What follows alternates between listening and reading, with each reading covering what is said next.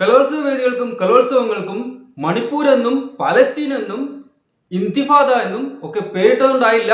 അല്പമെങ്കിലും മനുഷ്യത്വം വേണം. മനുഷ്യത്വത്തിന്റെ മുഖംമൂടി അണിഞ്ഞ് നിങ്ങൾ ആരെയാണ് പറ്റിക്കാൻ നോക്കുന്നത്? നാണമില്ലേ നിങ്ങൾക്ക്? ഇത് എത്ര കാലം എന്ന് വെച്ചാണ് ജനങ്ങൾ നിങ്ങളാൽ പറ്റിക്കപ്പെടുമെന്ന് നിങ്ങൾ തെറ്റിദ്ധരിക്കുന്നത്? Hello, welcome to jungle vines. ഇന്ന് നമ്മൾ സംസാരിക്കുന്നത് 21 വയസ്സ് മാത്രം പ്രായമുള്ള പൂക്കോട് വെറ്ററിനറി കോളേജിലെ വിദ്യാർത്ഥി സിദ്ധാർത്ഥന്റെ മരണമല്ലത് ആത്മഹത്യ എന്ന് പറയപ്പെടുന്ന കൊലപാതകം. അതിന് കൊന്നു കെട്ടിത്തൂക്കിയാണോ എന്ന് ഉറപ്പില്ല. പക്ഷേ അത് ആത്മഹത്യയാണെങ്കിൽ കൂടി അതൊരു കൊലപാതകത്തിൽ കുറഞ്ഞ ഒന്നുമല്ല. ആ പാവം പയ്യൻ മരിച്ചത് ക്രൂരമായ മാനസിക ശാരീരിക പീഡനങ്ങൾ മൂലമാണ്. അതിനെക്കുറിച്ച് നമുക്കൊന്ന് സംസാരിക്കാം. നമ്മളുടെ സാക്ഷര കേരളം അഭിമുഖീകരിക്കുന്ന ഏറ്റവും വലിയ പ്രശ്നം എതിരാളികളെ കൊന്ന് മുന്നേറാൻ കൊതിക്കുന്ന ഒരു രാഷ്ട്രീയ മനസ്സ്. അത് എങ്ങനെ ഇല്ലാതാക്കും എന്നതിനെപ്പറ്റി നമുക്കൊന്ന് ചിന്തിക്കാം. കൊല്ലാം, പക്ഷെ തോൽപ്പിക്കാനാവില്ല എന്നാണ് അവരുടെ തലതൊട്ടപ്പനായ ചെഗുവേര പറഞ്ഞിരിക്കുന്നത്. അതുകൊണ്ട് തന്നെ എതിരാളികളെ കൊന്ന് തോൽപ്പിക്കാൻ പറ്റാത്ത എതിരാളികളെ കൊന്ന് മുന്നേറുക എന്നതാണ് കമ്മ്യൂണിസ്റ്റ് പാർട്ടികൾ വർഷാവർഷങ്ങളായിട്ട് കൊണ്ടു നടന്നു പോരുന്ന ഒരു ശീലം. അവിടെ വൃദ്ധനായ നേതാവ് തന്നെ പറഞ്ഞതുപോലെ ഒരുത്തനെ വെട്ടിക്കൊന്നു, അടുത്തവനെ മുക്കിക്കൊന്നു, അടുത്തവനെ അടിച്ചു കൊന്നു. അങ്ങനെ ആണവർ. അങ്ങനെ വൃദ്ധ നേതാവ് തന്നെ അങ്ങനെ പറയുമ്പോൾ കുട്ടി ഭൂതഗണങ്ങൾ എങ്ങനെ അങ്ങനെ ആവാതിരിക്കും? അവരും അതേ വഴി തന്നെ പിന്തുടരും. അതെ, കൊല്ലാം, പക്ഷെ തോൽപ്പിക്കാനാവില്ല എതിരാളികളെ. അപ്പോൾ തോൽപ്പിക്കാനാവില്ല എന്ന് പറയുമ്പോൾ, തോൽപ്പിക്കാനാവില്ല എന്ന് മനസ്സിലാകുമ്പോൾ അവരെ ഇല്ലായ്മ ചെയ്യുക. സ്വാതന്ത്ര്യം, ജനാധിപത്യം, സോഷ്യലിസം, ഇതാണ് ഇവിടെ കൊടിയിൽ എഴുതിയിരിക്കുന്നത്. സ്വാതന്ത്ര്യം എന്നാൽ നമുക്ക് ആരെയും എന്തും ചെയ്യാനുള്ള സ്വാതന്ത്ര്യം. ജനാധിപത്യം എന്നാൽ നമുക്ക് ജനങ്ങൾക്ക് മേലുള്ള ആധിപത്യം. സോഷ്യലിസം എന്നാൽ നമുക്ക് തീരുമാനിക്കുന്നിടത്ത് നമുക്ക് വേണ്ട രീതിയിലുള്ള സോഷ്യലിസം. ഇതാണ് അതിന്റെ എക്സ്പ്ലനേഷൻ. ഈ 21 വയസ്സുകാരനായ സിദ്ധാർത്ഥനെ കൊന്നുകളഞ്ഞിട്ടും ഏതെങ്കിലും അസാംസ്കാരിക നായകർ പ്രതികരിക്കുന്നത് നിങ്ങൾ കണ്ടോ? ഇല്ല, കാണില്ല. കാരണം അവർ പ്രതികരിച്ചാൽ അവർക്ക് പട്ടുമുളയും കിട്ടില്ല. അല്ലെങ്കിൽ മുഖപുസ്തകങ്ങളിൽ എഴുതി നിറയ്ക്കുന്നവർ, അല്ലെങ്കിൽ പോസ്റ്റർ ഒട്ടിക്കാൻ വെമ്പൽ കൊള്ളുന്നവർ ഇപ്പോൾ നിശബ്ദതയിലാണ്. അവർ അറിഞ്ഞതേ ഇല്ല ഇങ്ങനൊരു സംഭവം. ഈ ക്രൂരമായ നിശബ്ദതയാണ് ഇത്തരക്കാർക്കുള്ള വളം. പോലീസും സംവിധാനങ്ങളും തങ്ങളുടെ പക്ഷത്താണ് എന്നറിയുമ്പോൾ എന്തും ചെയ്യാനുള്ള വ്യഗ്രത കൂടും. അഹങ്കാരം തലയ്ക്ക് മുകളിലെത്തി നിൽക്കും.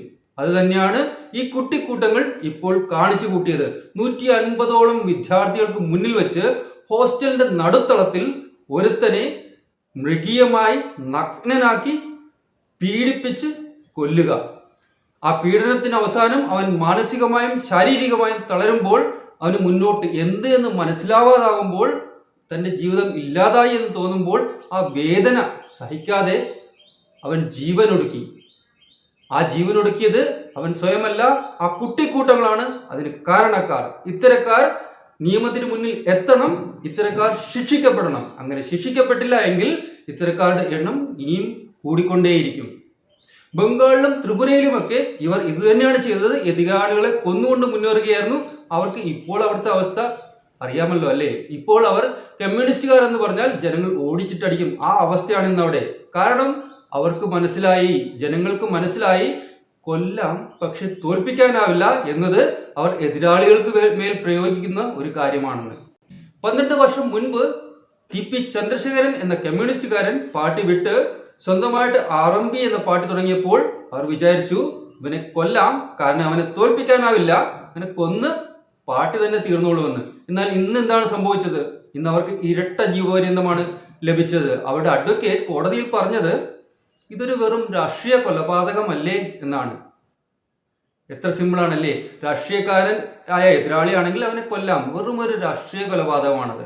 ഇപ്പോൾ കോടതിയുടെ മറുചോദ്യം, രാഷ്ട്രീയ കൊലപാതകങ്ങൾക്ക് അവസാനം വേണ്ടേ? അത് തന്നെയാണ് ഇവിടെയും ചോദിക്കാനുള്ളത്. സ്വന്തമായിട്ട് വിദ്യാർത്ഥി കോടതിയുമുണ്ട്, ഉത്തരവിടാനുള്ള അധികാരവുമുണ്ട്. ഈ വിദ്യാർത്ഥികൾക്ക് ആരാണ് അധികാരം കൊടുത്തത്? ആരാണ് അവിടെ കോടതി സ്ഥാപിച്ചത്? ഇതിനൊരു അവസാനം വേണ്ടേ? ഇതിനൊരു അറുതി വേണ്ടേ? കലോത്സവ വേദികൾക്കും കലോത്സവങ്ങൾക്കും മണിപ്പൂർ എന്നും ഗാസി എന്നും പാലസ്തീൻ എന്നും ഇന്തിഫാദ എന്നും പേരിട്ട് നിങ്ങൾ മനുഷ്യത്വത്തിന്റെ മുഖംമൂടി അണിഞ്ഞ് ആരെയാണ് പറ്റിക്കാൻ നോക്കുന്നത്? നാണമാകുന്നില്ലേ നിങ്ങൾക്ക്? ഈ മനുഷ്യത്വത്തിന്റെ മറവിൽ ഒളിഞ്ഞിരുന്നിട്ട് മറ്റുള്ളവരെ കൊല്ലാക്കൊല ചെയ്യാനും ഇല്ലായ്മ ചെയ്യാനും നിങ്ങൾക്ക് നാണമാവുന്നില്ലേ? നിങ്ങൾക്ക് ഒരു തരമ്പെങ്കിലും ഉളുപ്പില്ലേ? സൈദ്ധാന്തിക ആചാര്യന്മാരുടെ ഉപദേശം കിട്ടിയിട്ടാവണം ഇവിടെയും പെൺവിഷയം എടുത്തിട്ട് സിദ്ധാർത്ഥന്റെ കേസിനെ ഡൈല്യൂട്ട് ചെയ്യാനുള്ള ശ്രമങ്ങൾ നടക്കുന്നുണ്ട്.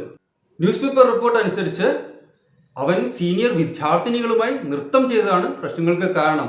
അവൻ സീനിയർ വിദ്യാർത്ഥിനികളുമായി നൃത്തം ചെയ്തെങ്കിൽ അത് അവന്റെ കഴിവല്ലേ?